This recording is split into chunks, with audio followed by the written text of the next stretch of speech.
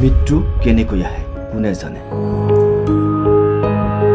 অইন দিনাৰ দৰে মঙ্গলবাৰে দুই স্বামী স্ত্ৰী একেলগে গৈছিল মহাবিদ্যালয়লৈ।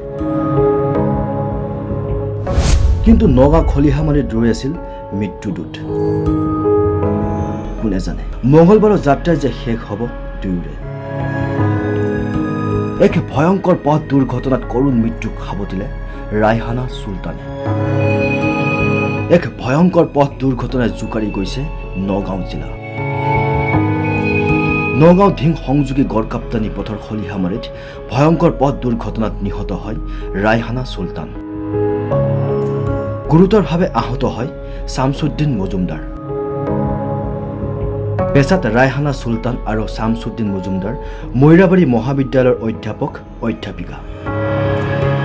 অইন দিনাৰ দৰে দুই স্বামী স্ত্ৰী মহাবিদ্যালয়ৰ পৰা উভতি গৈ আছিল ঘৰলৈ। সেই সময়তে বাহনখনে নিয়ন্ত্ৰণ হেৰুৱাই খুন্দা মাৰে এডাল প্ৰকাণ্ড গছত। প্ৰথম অৱস্থাত দুয়োকে ভৰ্তি কৰোৱা হয় চিকিৎসালয়ত। অৱশ্যে চিকিৎসালয়লৈ নিয়াৰ পথত কৰুণ মৃত্যুক সাৱটি ল'লে ৰায়হানা চুলতানে। মৈৰাবাৰীৰ পৰা আব্দুল ৰছিদৰ ৰিপৰ্ট, নেশ্যন এনি। মৃত্যু কেনেকৈ আহে কোনে জানে।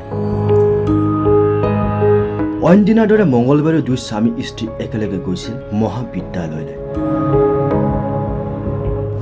কিন্তু নগাঁও খলিহামাৰীত ৰৈ আছিল মৃত্যুদূত।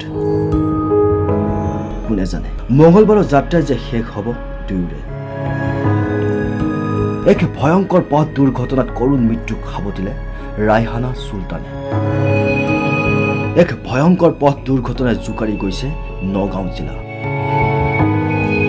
নগাঁও ধিং সংযোগী গড়কাপ্তানি পথৰ খলিহামাৰীত ভয়ংকৰ পথ দুৰ্ঘটনাত নিহত হয় ৰায়হানা চুলতান। গুৰুতৰভাৱে আহত হয় শামছুদ্দিন মজুমদাৰ। পেছাত ৰায়হানা চুলতান আৰু শামছুদ্দিন মজুমদাৰ মৈৰাবাৰী মহাবিদ্যালয়ৰ অধ্যাপক অধ্যাপিকা। অইন দিনাৰ দৰে দুই স্বামী স্ত্ৰী মহাবিদ্যালয়ৰ পৰা উভতি গৈ আছিল ঘৰলৈ। সেই সময়তে বাহনখনে নিয়ন্ত্ৰণ হেৰুৱাই খুন্দা মাৰে এডাল প্ৰকাণ্ড গছত। প্ৰথম অৱস্থাত দুয়োকে ভৰ্তি কৰোৱা হয় চিকিৎসালয়ত। অৱশ্যে চিকিৎসালয়লৈ নিয়াৰ পথত কৰুণ মৃত্যুক সাৱটি ল'লে ৰায়হানা চুলতানে। মৈৰাবাৰীৰ পৰা আব্দুল ৰছিদৰ ৰিপৰ্ট, নেশ্যন এনি।